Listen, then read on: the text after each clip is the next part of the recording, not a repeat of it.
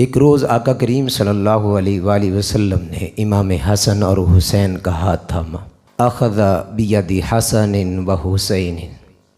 امام حسن اور حسین کا آپ نے ہاتھ تھاما اور فرمانے لگے فقال من احبنی و احب ہذین و اباہما و امہما کان معی فی درجتی یوم القیامہ، کہ جو کوئی مجھ محمد سے محبت کرے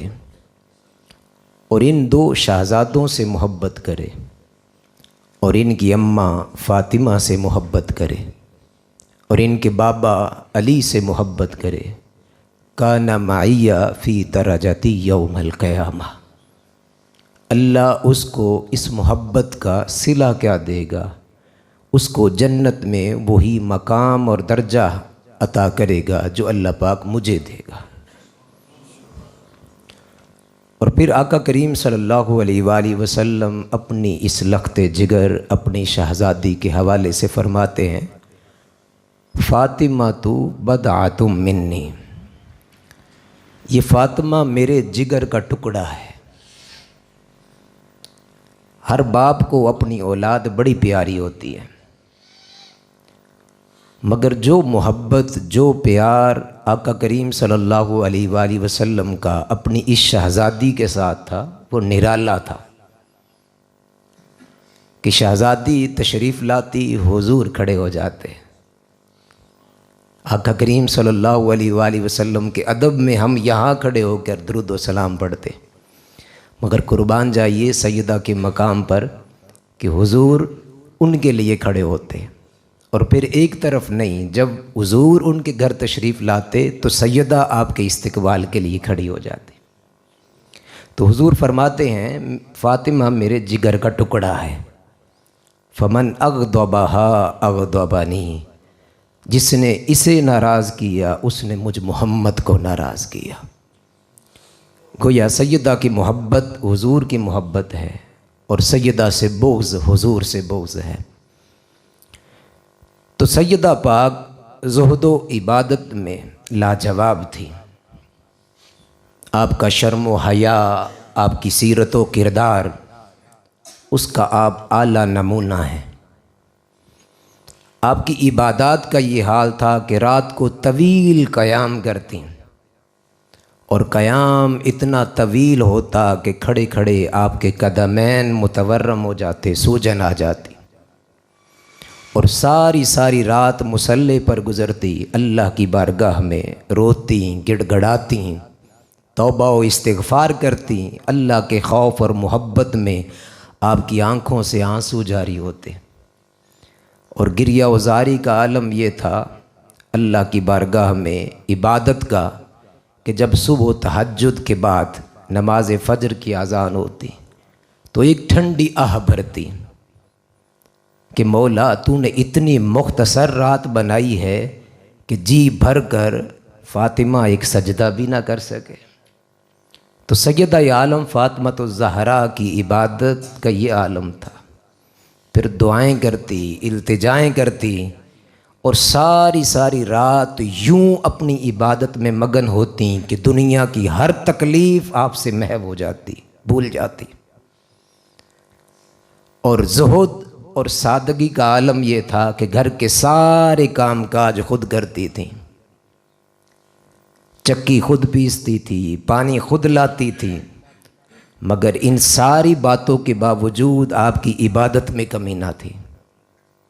ایک ہم ہے کہ ہمارے پاس ہیلے ہیں، بہانے ہیں، حجتیں ہیں کہ بھائی کیا کریں، ٹائم ہی نہیں ملتا، ظہر پڑھنے کا ارادہ ہے مگر کام میں یوں ہم مگن ہوتے ہیں، کہتے ہیں جی وقت نہیں ملا۔ بھائی اس زندگی کا کیا فائدہ، اس کام کا کیا فائدہ جو اللہ کے ذکر سے غافل کر دے، اللہ کی عبادت سے غافل کر دے۔ تو سیدہ گھر کے سارے کام کاج خود کرتی، چکی پیستی، پانی لاتی، جھاڑو لگاتی، سارے کام کرتی، مگر ان ساری مصروفیات کے باوجود آپ اللہ کے ذکر سے غافل نہیں رہتی تھی۔ سارا دن گھر کے کام بھی چلتے، اللہ کی عبادت بھی چلتی، ذکر بھی چلتا، ان کی زبان ذکر الہی سے، ان کا دل ذکر الہی سے ہر وقت تر رہتا، اور راتوں کو پھر مصلی پہ ہوتی، اللہ کو مناتی، اللہ کی بارگاہ میں مناجات کرتی، اور پھر جب گھر کا کام حد سے بڑھ گیا تو حضور کی بارگاہ میں حاضر ہوتی ہیں، عرض کرتی ہیں ابا جان گھر کے کام کاج زیادہ ہیں اور میں چاہتی ہوں کہ آپ مجھے ایک خادمہ عطا کر دیں۔ تو آقا کریم صلی اللہ علیہ وآلہ وسلم فرماتے ہیں اے بیٹی فاطمہ، کیا میں تمہیں ایک ایسا تحفہ نہ دوں جو تمہیں اس سے کہیں زیادہ تیرے حق میں بہتر ہو؟ تو آپ عرض کرتی ہیں ابا جان فرمائیے وہ تحفہ کیا ہے؟ اس پر آقا کریم صلی اللہ علیہ وآلہ وسلم نے فرمایا کہ بیٹی فاطمہ تو 33 بار سبحان اللہ پڑھ لیا کر، 33 بار الحمدللہ پڑھ لیا کر، اور 34 بار اللہ اکبر۔ یہ تسبیح ہے فاطمہ جو ہمارے ہاں مشہور ہے۔ حضور نے فرمایا کہ بیٹی یہ کر لے، یہ جو عمل ہے وہ تمہارے لیے خادمہ سے کہیں زیادہ بہتر ہے۔ تو یہ سیدہ عالم فاطمہ الزہرا آپ کی زندگی اور سیرت ہے۔ مگر آپ دیکھیے کہ آج ہم نے عبادت کو محض مسجد تک محدود رکھ دیا۔ ہم سیدہ فاطمہ الزہرا سے محبت کرنے والے ہیں، ان کی سیرت کو بھی اپنانے والے ہیں، مگر آج سوچیں جب ہم نماز سے نکل گئے، مسجد سے نکل گئے، زندگی میں گئے، دنیا میں گئے، پھر ہم اللہ کو بھول گئے۔ تجارت میں اللہ کو بھولے ہوئے ہیں، کاروبار میں اللہ کو بھولے ہوئے ہیں، جاب میں اللہ کو بھولے ہوئے ہیں، دکان پہ اللہ کو بھولے ہوئے ہیں۔ تو بندہ مومن وہ ہے چاہے وہ مسجد میں ہو یا بازار میں ہو، گھر میں ہو یا کسی چار دیواری میں چھپ کے بیٹھا ہو، ہر لحظہ وہ ذکر الہی سے اس کی زبان بھی تر رہنی چاہیے، اس کا دل بھی تر اور منور رہنا چاہیے۔ اور پھر سیدہ پاک آپ کا ایک سیرت کا صبر یہ بھی ہے کہ ہر حالت میں چاہے جتنی بھی مشکلات ہوں، دنیاوی مشکلات، چونکہ اس کے صلے میں وہ اللہ پاک انعام عطا کرے گا کل قیامت کے دن جو دنیا کی ساری تکلیفوں سے بہت زیادہ ہے۔ تو سیدہ پاک کی سیرت کا ایک سبق یہ ہے کہ ہر مشکل میں صبر اختیار کریں، صبر کے دامن کو نہیں چھوڑنا۔ اور پھر سیدہ پاک ان کی سیرت کا درس یہ ہے کہ جیسے بھی حالات ہوں، جیسی بھی مشکلات ہوں، ہر لحظہ اللہ کا ذکر بھی جاری رہنا چاہیے اور اللہ کی عبادت بھی جاری رہنی چاہیے۔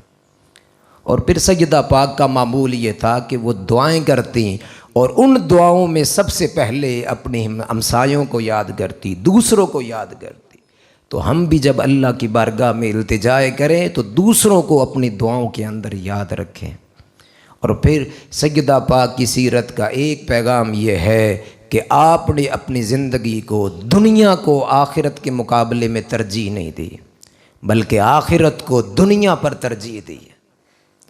اور سیدہ پاک جب آقا کریم صلی اللہ علیہ وآلہ وسلم کا وصال مبارک ہو گیا، چونکہ حضور کے ساتھ بڑا محبت تھی، بڑا پیار تھا، جب حضور کا وصال ہو گیا تو تقریباً 6 ماہ حضور کے ہجر کے اندر رو رو کر آپ کا وصال ہو گیا۔ آج ہماری مائیں بہنیں بیٹیاں بھی سیدہ پاک سے محبت کرنے والی ہیں، مگر بدقسمتی سے ہماری خواتین بس گھر کے کاموں میں الجھ کے رہ گئیں۔ مزہ یہ ہے کہ سیدہ پاک کی سیرت کو سامنے رکھیں، ساتھ عبادات بھی رہیں، ذکر اذکار بھی رہے، دین کو سیکھنا بھی رہے، اور تلاوت قرآن، ذکر اذکار، درود پاک کے ورد بھی رہیں، مگر بدقسمتی سے آج ہمارے گھر اس سے محروم ہو گئے۔ اور اس سے بھی بدقسمتی کہ ہم نے اہل سنت والجماعت نے بالخصوص اپنی عورتوں کے حوالے سے نہ تعلیم و تربیت کے مواقع فراہم کرتے ہیں، اور نہ ان کو چانسز دیتے ہیں کہ وہ قرآن کو سن سکیں، قرآن کو پڑھ سکیں، قرآن کے پیغام کو سن سکیں اور سیرت پاک کے پیغام کو سن سکیں۔ آج ضرورت اس امر کی ہے کہ جہاں سیدہ پاک سے ہم محبت کا دم بھرے، اسی طرح ان کی سیرت، ان کے فضائل، ان کے مناقب اور ان کی زندگی کو سامنے رکھ کر ہم بھی اپنی بیویوں کو، اپنی عورتوں کو ان کی سیرت کے مطابق چلانے اور تربیت کی کوشش کریں۔ آمین وما علیہ الا البلاغ۔